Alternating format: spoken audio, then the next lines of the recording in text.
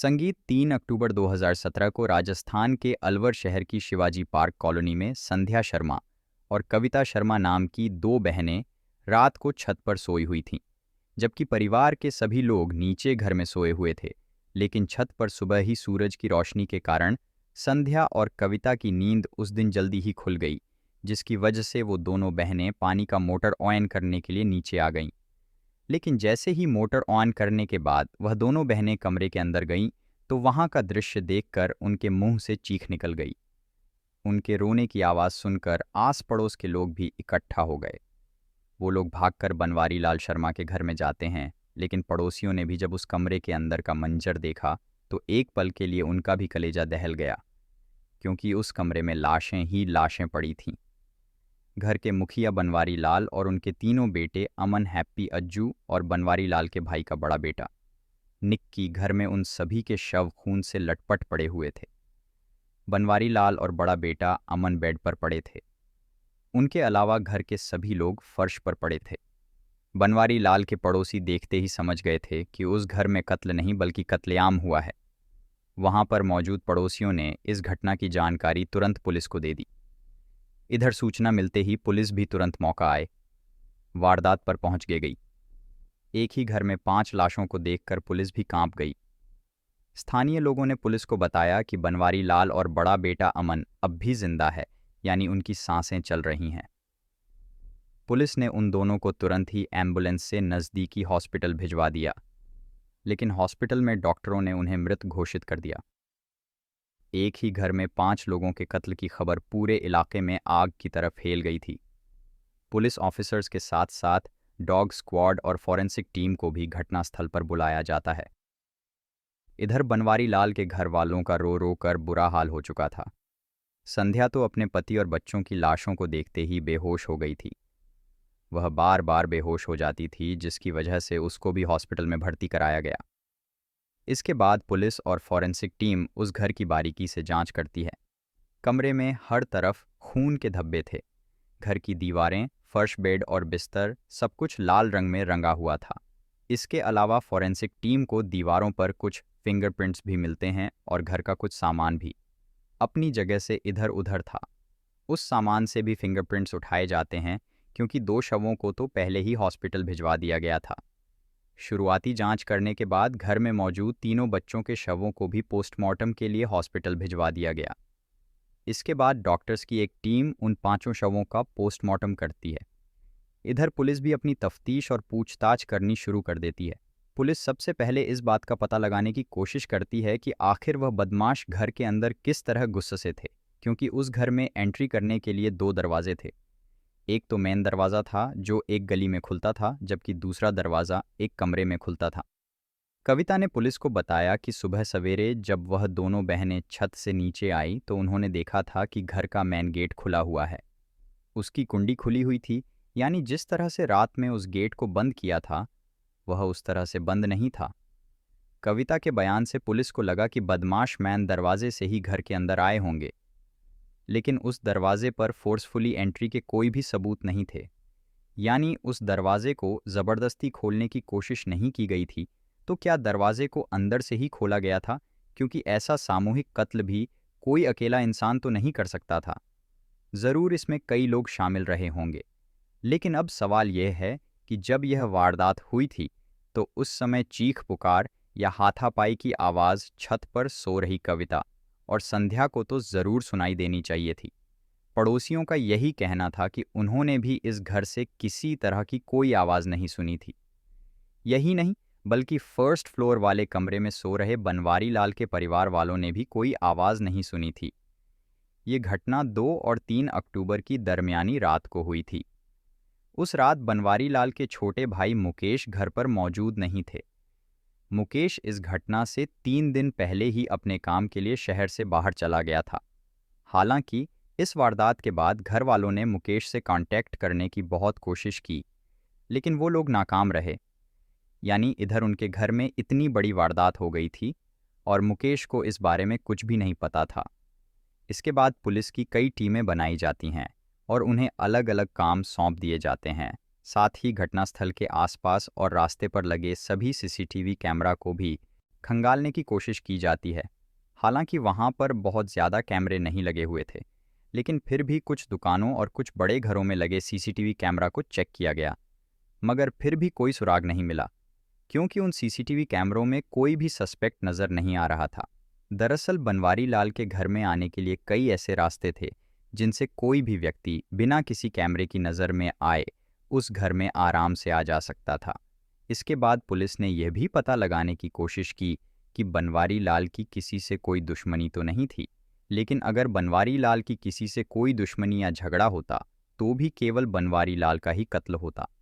लेकिन यहाँ पर तो मासूम बच्चों का भी बड़ी बेरहमी के साथ कत्ल की गया था। इसके बाद पुलिस शर्मा परिवार के हर एक व्यक्ति के बारे में डिटेल से जानने की कोशिश करती है, क्योंकि हो सकता है यहीं से कोई सुराग मिल जाए। दरअसल साल 1999 में बनवारी लाल की शादी राजगढ़ की रहने वाली संध्या शर्मा से हुई थी। शादी के बाद उनके 3 बच्चे भी हुए, जिनमें सबसे बड़ा बेटा अमन 17 साल का था, उनका दूसरा बेटा हैप्पी 15 साल का था और सबसे छोटे बेटे अज्जू की उम्र 14 साल थी। बनवारी लाल की शादी के कुछ साल बाद उसके छोटे भाई मुकेश की शादी भी बनवारी लाल की पत्नी संध्या की बहन कविता से हो गई थी। मुकेश और कविता के भी 2 बच्चे थे।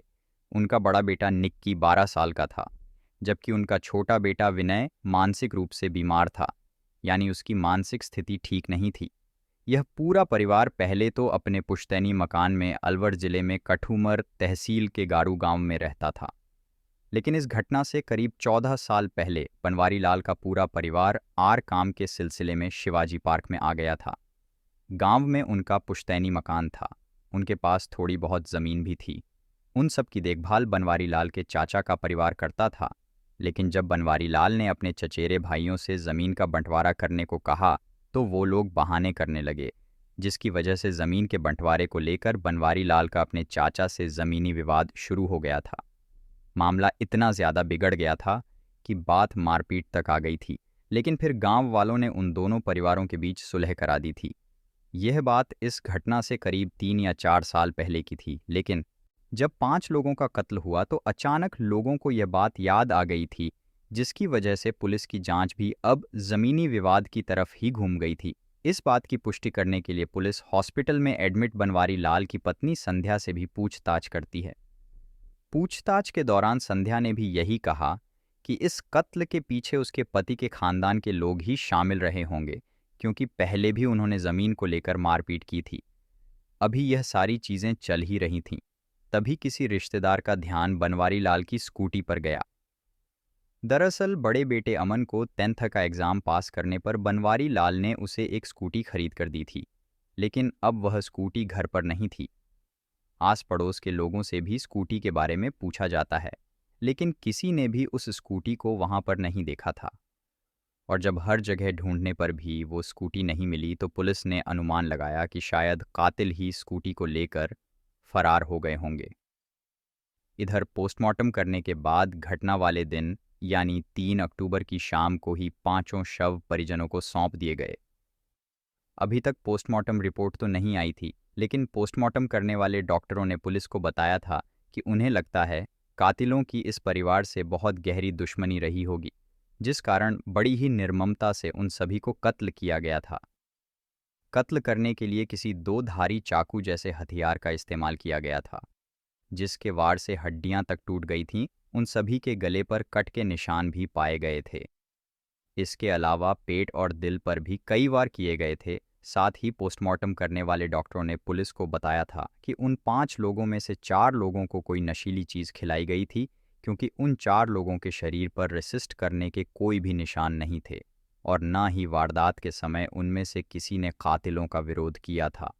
उनमें केवल बनवारी लाल का बड़ा बेटा अमन ही ऐसा था जिसकी बांह पर चाकू के कई निशान मिले थे, जिससे लग रहा था कि उसने ही कातिलों का विरोध किया होगा।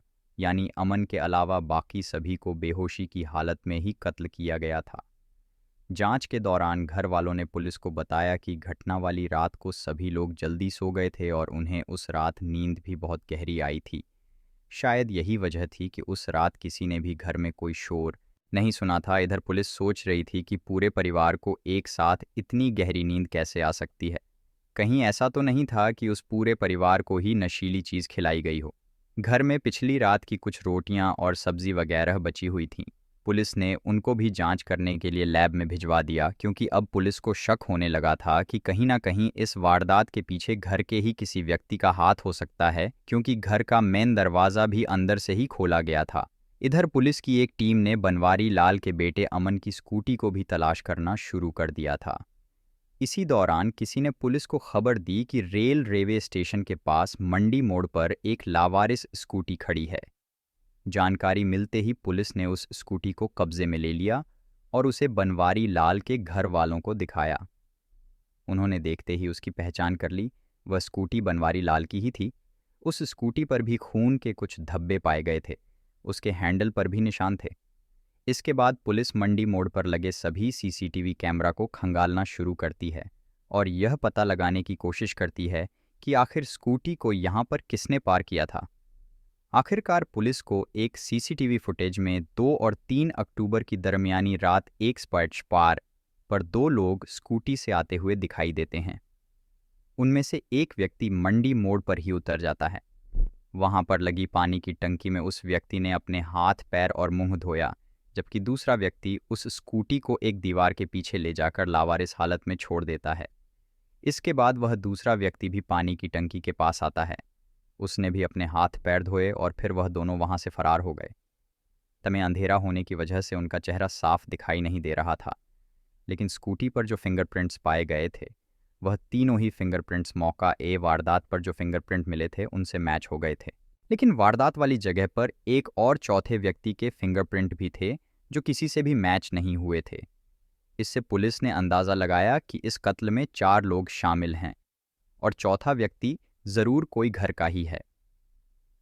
पुलिस को घर वालों पर शक तो पहले ही था, क्योंकि बनवारी लाल के छोटे भाई मुकेश का भी कुछ अता पता नहीं था। पुलिस को उस पर भी शक था। पुलिस अब भी माथापच्ची कर ही रही थी, लेकिन फिर पुलिस को लगा कि इस बारे में अगर कोई सबसे ज़्यादा और सबसे सटीक जानकारी दे सकता है तो वह है बनवारी लाल की पत्नी संध्या शर्मा, जिसको तबीयत बिगड़ने की वजह से हॉस्पिटल में एडमिट कराया गया था। इसके बाद पुलिस हॉस्पिटल में पहुंचती है और डॉक्टरों से पूछती है कि संध्या को कब तक होश आएगा, यानी उसकी हालत कब तक ठीक हो सकती है, क्योंकि हमें संध्या से कुछ ज़रूरी पूछताछ करनी है।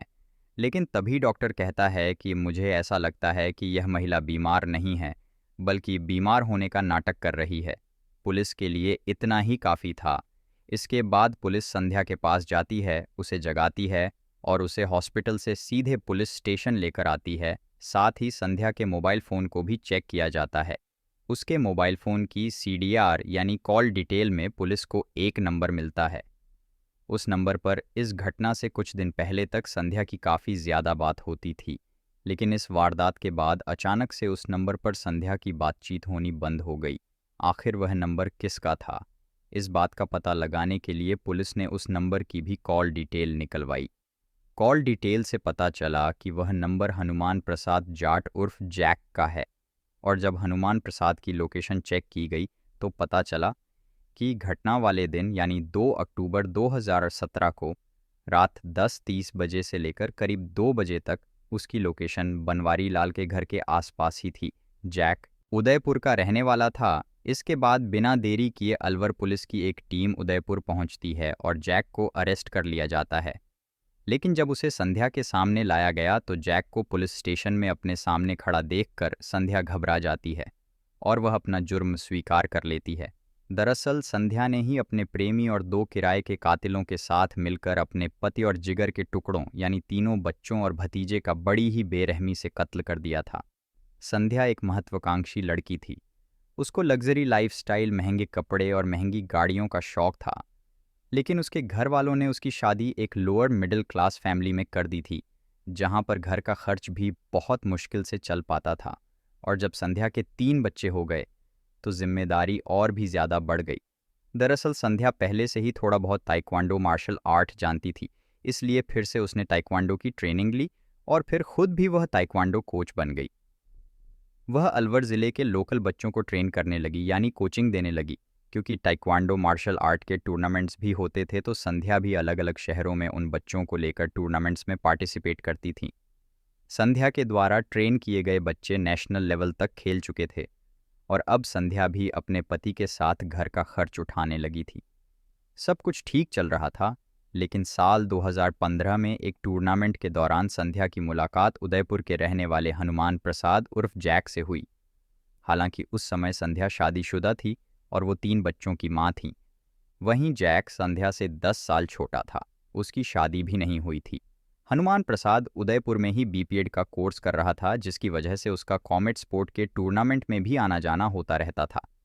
ऐसे ही टूर्नामेंट के दौरान संध्या और जैक उदयपुर में मिले थे, क्योंकि संध्या खूबसूरत थी और उसे देखने से नहीं लगता था कि वह 3 बच्चों की मां है। खैर, इस मुलाकात के बाद उन दोनों में दोस्ती हो जाती है और यह दोस्ती धीरे धीरे प्यार में बदल जाती है। उन दोनों के बीच शारीरिक संबंध भी बनने शुरू हो गए थे। जैक का एक दोस्त भी था जिसका नाम मट्टू सरकार था। वह अलवर जिले में लक्ष्मणगढ़ के किसी गांव का रहने वाला था।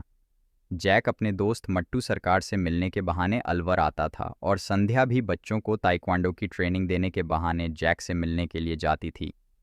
वह दोनों कई कई दिनों तक मट्टू सरकार के घर पर ही रहते थे, लेकिन यह एक्स्ट्रा मैरिटल अफेयर आखिर कितने दिनों तक छुप सकता था। और फिर एक एक दिन बड़ा बेटा अमन अपनी मां को जैक के साथ देख लेता है। अमन सारी बात अपने पिता बनवारी लाल को बताता है। बनवारी लाल संध्या को बहुत डांटते फटकार हैं और उसे समझाते हैं कि यह काम तुम्हें शोभा नहीं देता। तुम्हारे 3 बच्चे हैं, तुम्हें शर्म आनी चाहिए। लेकिन संध्या तो जैक के प्यार में इतनी अंधी हो चुकी थी कि वह कुछ समझने को तैयार ही नहीं थी, जिसकी वजह से संध्या के घर से बाहर जाने पर भी रोक लगा दी गई। लेकिन संध्या तो प्यार में बहुत आगे निकल चुकी थी। वो तो अब जैक से शादी करना चाहती थी, उसके साथ ही जिंदगी बिताना चाहती। संध्या और जैक का मिलना जुलना तो बंद हो गया था, लेकिन संध्या अब भी घर वालों से छिपकर जैक से फ़ोन पर बातें करती थी। लेकिन फिर अचानक इस घटना से 3 महीने पहले संध्या ने जैक से कहा कि अब उसके पति बनवारी लाल और बड़े बेटे अमन को रास्ते से हटाना ही होगा। शुरू में तो जैक ऐसा करने से मना कर देता है, लेकिन वह भी संध्या से प्यार करता था और उससे शादी करना चाहता था। इसीलिए संध्या के बार बार कहने पर जैक भी तैयार हो जाता है। इसके बाद वह दोनों प्लानिंग करनी शुरू कर देते हैं। कत्ल से करीब 2 महीने पहले जैक 2 फर्जी सिम खरीदता है। एक सिम उसने खुद रखा, जबकि दूसरा सिम उसने संध्या को दे दिया था। अब वह दोनों इन्हीं नंबरों से बात करते थे, क्योंकि उन्हें पता था कि यह काम उन दोनों के बस का नहीं है। इसलिए जैक ने दीपक नाम के एक लड़के से बात की। दीपक थोड़े से पैसों के लिए इस वारदात को अंजाम देने के लिए तैयार हो गया। साथ ही दीपक ने अपने मेरे भाई कपिल को भी इस खूनी प्लान में शामिल कर लिया। दीपक और कपिल मात्र आरएसजे में 2 कत्ल करने के लिए तैयार हो गए। इसके बाद इस घटना को अंजाम देने के लिए 2 अक्टूबर का दिन चुना गया। घटना से 3 दिन पहले यानी 30 सितंबर को जैक ने एक चाकू तो ऑनलाइन मंगाया था, जबकि दूसरा चाकू उसने मार्केट से ही खरीदा था। साथ में वह लोग सर्जिकल ग्लव्स भी खरीदते हैं ताकि कत्ल करते समय मौका वारदात पर कोई भी फिंगरप्रिंट ना छूटे। इसके बाद जैक ने नींद की गोलियां खरीदकर संध्या को दे दी। संध्या ने 2 अक्टूबर को डिनर तैयार किया। उस रात संध्या ने रायता बनाया था, जिसमें उसने बड़ी ही आसानी से नींद की गोलियां भी मिला दी थीं। इसके बाद घर के सभी लोग डिनर करते हैं, लेकिन उस दिन बड़े बेटे अमन की तबीयत ठीक नहीं थी। उसने रात में खाना नहीं खाया था और यही कारण था। वारदात के समय अमन की नींद खुल गई थी। खाना खाने के बाद परिवार के सभी लोगों को नींद आने लगती है। सभी लोग सोने के लिए अपने अपने कमरे में चले जाते हैं, क्योंकि बड़े बेटे अमन ने खाना नहीं खाया था। उसे इतनी जल्दी नींद नहीं आ रही थी, लेकिन फिर भी वह कमरे में जाकर लेट गया। जाहिर सी बात है, संध्या ने भी उस रायते को नहीं खाया था। सभी घर वालों के सोने के बाद 9 पॉइंट पार पर संध्या अपने प्रेमी जैक को फ़ोन करती है। जैक पहले ही उदयपुर से अपने दोस्त मट्टू सरकार के घर पर आया हुआ था। उसके साथ कपिल और दीपक भी थे। इसके बाद वह चारों दोस्त 10-30 बजे के आसपास संध्या के घर पर पहुंचते हैं। संध्या छत पर खड़ी उनका इंतज़ार कर रही थी। उसने जैक को इशारा करके बताया कि घर में सभी लोग सो चुके हैं, लेकिन वह लोग उस समय सिर्फ रेकी करने के लिए आए थे। इसके बाद जैक ने अपने दोस्त मट्टू सरकार को रेलवे स्टेशन पर भेज दिया। वहाँ से मट्टू सरकार वापस अपने गांव चला गया, लेकिन दीपक, कपिल और जैक यह तीनों लोग इधर उधर टाइम पास करते रहते हैं और फिर 1 बजे के आसपास वह तीनों बनवारी लाल के घर पर पहुंचते हैं। संध्या पहले ही उनके इंतजार में खड़ी थी। जैसे ही वह लोग वहां पहुंचे तो संध्या ने नीचे जाकर घर का मेन गेट खोल दिया। उसने जैक से कहा कि वह यहीं दरवाजे पर ही रहेगी, लेकिन तुम लोग अंदर जाओ और जल्दी से अपना काम खत्म करो। इसके बाद जैक और उसके साथी कमरे में पहुंचे। वहां पर बनवारी लाल और उसका बड़ा बेटा अमन सो रहे थे। वो दोनों बेड पर सो रहे थे, जबकि 3 बच्चे हैप्पी, अज्जू और निक्की नीचे फर्श पर सोए हुए थे। उसी समय संध्या भी कमरे में आ जाती है। सबसे पहले किराए के दोनों कातिलों ने बनवारी लाल के हाथों को पकड़ा। संध्या ने अपने पति के पैर पकड़ लिए। इसके बाद जैक ने बनवारी लाल के गले पर चाकू चला दिया। जैक ने बनवारी लाल पर ताबड़तोड़ कई वार किए। बनवारी लाल को कत्ल करते समय बड़े बेटे अमन की नींद खुल गई। उसने सब कुछ देख लिया था। वह शोर मचाने ही वाला था, लेकिन इससे पहले कि वह कुछ कर पाता, कातिलों ने उस पर भी हमला कर दिया। अमन मार्शल आर्ट का खिलाड़ी था। अमन भी उनका विरोध करने लगा, जिसकी वजह से जैक और दोनों कातिलों को भी कई चाकू लगे थे, लेकिन उन्होंने मन को भी मौत की नींद सुला दिया। इसके बाद जैक ने हैप्पी, अज्जू और भतीजे निक्की को भी खत्म कर दिया। उन सब को खत्म करने के बाद संध्या ने अपनी स्कूटी की चाबी जैक को दे दी और किराए के कातिलों को तयशुदा रकम यानी 000 भी दे दिए। इसके बाद वह तीनों बनवारी लाल की स्कूटी लेकर फरार हो जाते हैं। इधर संध्या ने अपने कपड़ों को साफ किया और घर की छत पर अपनी बहन के पास जाकर सो गई।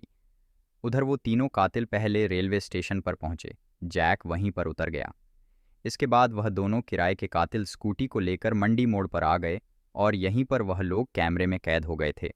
वहां पर उन्होंने अपने हाथ पैर धोए, उन्होंने स्कूटी को वहीं पर छोड़ दिया और फिर ओएंटो में बैठकर वह दोनों भी अपने अपने गांव के लिए निकल गए।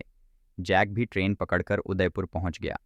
इधर सुबह होते ही संध्या ने रोने धोने का ड्रामा शुरू कर दिया था, जबकि वारदात में इस्तेमाल किए गए चाकू को जैक ने राजगढ़ रेलवे स्टेशन के पास बहने वाले नाले में फेंक दिया था, जिसे बाद में पुलिस ने बरामद कर लिया था। जांच में पाया गया कि किराए के कातिल दीपक और कपिल दोनों ही नाबालिग हैं, जिसकी वजह से उन दोनों को बाल न्यायालय में पेश किया गया। वहां से उन्हें बाल सुधार गृह भेज दिया गया था। वहीं संध्या शर्मा और हनुमान प्रसाद का केस एडिशनल सेशन कोर्ट में चलाया जाता है। करीब 6 सालों तक चले इस केस में 77 गवाहों को पेश किया गया। आखिरकार 21 मार्च 2023 को कोर्ट ने संध्या शर्मा और हनुमान प्रसाद को आईपीसी की धारा 302, 201, इसके अलावा और भी कई धाराओं के तहत 50,000 जुर्माना और उम्र कैद की सज़ा सुनाई। दोस्तों, इस घटना को सुनाने का उद्देश्य किसी का दिल दुखाना नहीं है, किसी को परेशान करना नहीं, बल्कि आपको जागरूक करना है, आपको सचेत करना है। दोस्तों, इस पूरी घटना के बारे में आपकी क्या राय है, कमेंट बॉक्स में ज़रूर बताएं। और अगर हमारी मेहनत पसंद आई हो तो इस वीडियो को लाइक करते हुए शेयर भी करें। अगर आपने अब तक चैनल को सब्सक्राइब नहीं किया है तो हमारे चैनल को सब्सक्राइब कर लीजिए। धन्यवाद।